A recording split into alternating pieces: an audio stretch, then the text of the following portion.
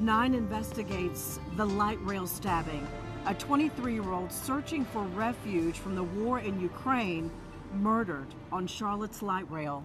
The city is under state and federal investigation tonight. They're questioning safety measures, security contracts, and what's being done to prevent this tragedy from becoming another family's reality. Thank you for staying with us for this special edition tonight of Eyewitness News. It has been 19 days since Iryna Zarutska boarded the light rail headed for home, and she never made it there.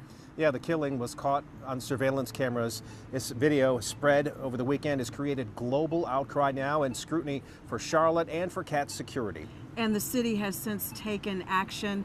CAT's security personnel will be redeployed now to the Blue Line to increase fair enforcement after they say the suspect, DeCarlos Brown, did not have a ticket to be on board. The agency is also rolling out bike units and urban terrain vehicles as well. And CMPD is increasing patrols all across the transit system. Well, some officials, though, are divided over the calls for an extra presence from CMPD. And for more on that, our Joe Bruno is back with us now live. And Joe, the state auditor is now investigating CATs as well and trying to look into whether having CMPD on board might be better than having the private security. Yeah, this is just one part of his investigation. You could think of the state auditor's office like an investigative journalist. He's going to get into the data. He is going to look exactly at what CATS has been doing and what can be done better. We think the people of Charlotte expect us to take a look, and we're going to get them some results. State Auditor Dave Bullock is launching an investigation into CATS. He says the audit is important so riders have confidence in the system, whether they use the train to get to work or a Panthers game. We want to know, number one, what is the security protocol for CATS system-wide? CATS contracts with a firm called Professional Security Services. They provide security at the transit center and on the light rail. Bullock says he wants to know what security measures are in place, how much money is being spent, and what the contract looks like. From there, he wants to see if taxpayers are getting a better or worse deal than just hiring additional CMPD officers to patrol. What are the results of the dollars being spent on the CAT system? What type of security is being provided? What type of protocols are in place in order to give the public confidence in being able to use the CAT system? So we feel like we're well within our lane. Now we have got the state auditor investigating. We got USDOT investigating. The FBI has launched an investigation. 3 major investigations playing out right now. The city of Charlotte says they will cooperate. Okay, Joe, thank you for that. And earlier today, state and local lawmakers from both sides of the aisle joined the conversation about this tragedy, asking how it could have been prevented and what can be fixed going forward. Yeah, some Republican leaders say doing nothing is not an option. We must not stand by and watch the Charlotte that we love also die in silence. At the state level, Republican leaders promised legislation regarding the release of suspects on no bond. Local GOP council members promised to increase light rail security. They also want more ways to get people struggling with a mental illness off the streets. Democratic Charlotte City Councilman Malcolm Graham did say today that citizens, in his opinion, don't feel safe. And he said that Charlotte needs to confront public safety head on. We also must close the revolving door for repeat offenders.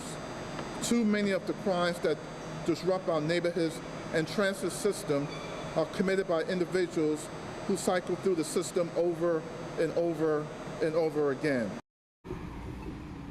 And now Malcolm Graham says he wants CMPD to increase its patrols and potentially board the trains for security, since current security contractor is not fully staffed. But then, according to the president of the Charlotte-Mecklenburg Fraternal Order of Police, CMPD is also facing a shortage of officers right now. Yeah, Daniel Redford sent a letter to the city today asking leaders to address the gap that he says that there is.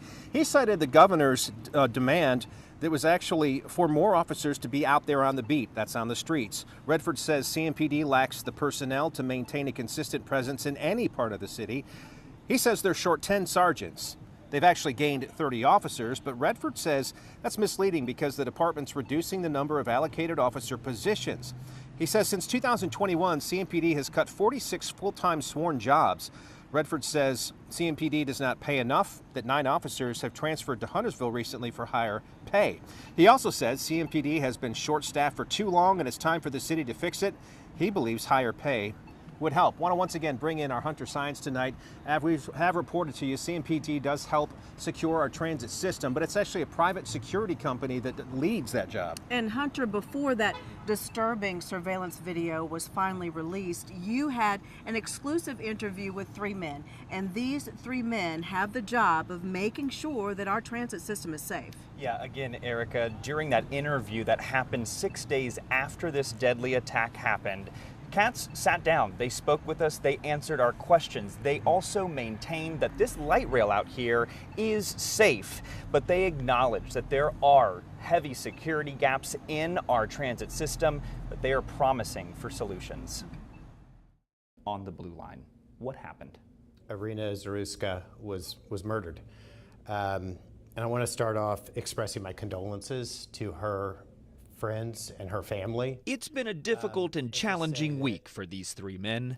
Brent Cagle, the interim CEO of CATS, Eric Osnes, CATS's Chief Safety and Security Officer, and Lee Ratliff, Assistant Chief for Professional Security Services, the company CATS contracts with to keep our transit system safe. This kind of senseless violence, it shakes us all. It's shaken the community. I'm sure you all have seen the surveillance video from on board.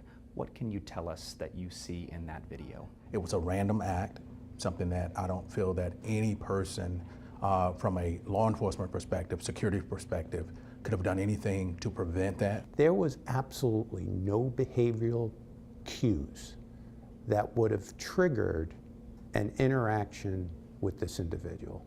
There was nothing about his demeanor. He wasn't sweating, he wasn't talking to himself, he wasn't interfacing in a manner that would have triggered attention to him that he was about to do a heinous act.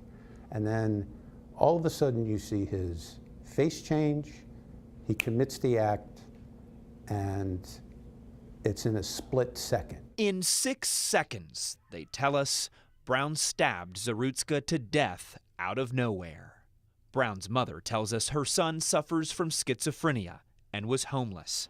CATS says there was not a security guard on that train where Zarutska was stabbed, but there was one on the train minutes ahead. We have heard from law enforcement that there is power in presence, that if he may have seen a guard on board that train that night, he could have thought twice before he did what he did. The perception of having security and presence is always great, and we want to increase those numbers, right? But at the end of the day, if someone wants to commit a violent crime, and that crime can be done in seconds, okay, there's nothing that a police officer can do to stop that act from happening. We can react to it, but to prevent it, it's not a lot we can do. Is there a desire to see more guards on our transit? There is absolutely a desire to understand what happened and how we can move forward and learn from that. But I also know that when we think about trying to have security personnel everywhere throughout the system, every day, all day, it's a challenge. It's not something that is feasible. Did DeCarlos Brown have a ticket to be on that train that night? I do not know the answer to that, and I'm not sure that Eric or Lee know that answer. That's an answer I don't. We do not know. Still part of the investigation. It seems a pretty easy part of the investigation to look it up. That's a great question. But what's more important to me is getting a conviction.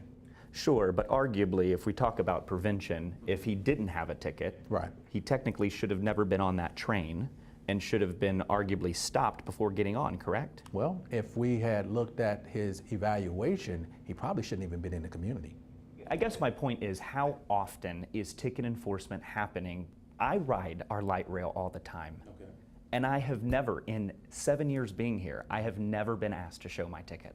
There are fare enforcement activities going on constantly throughout the system. Mm-hmm. It is a very large system, so you may not see them, right? You may even ride for a very long time and not encounter them, but those fare enforcement activities are going on daily throughout the system. Is one of the solutions, Eric, something that you are actually looking at is putting more ticket enforcement people on board?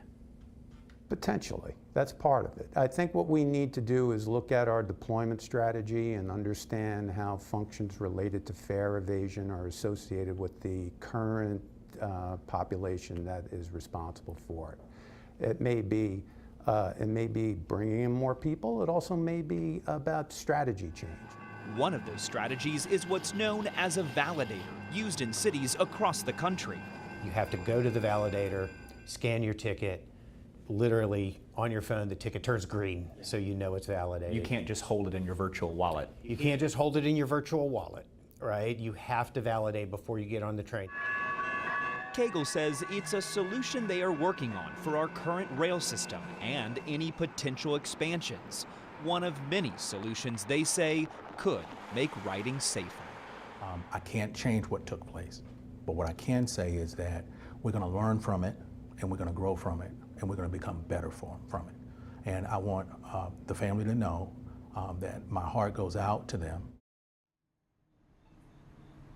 And since that interview, CATS tells us they are hiring people to specifically look at fares and check tickets. Right now, that responsibility actually falls on the security guards. They not only are supposed to secure our transit system, but they are checking tickets right now. It's one of several solutions city officials are looking at. That interview with the three of them lasted over an hour, and I know it's all up on our website.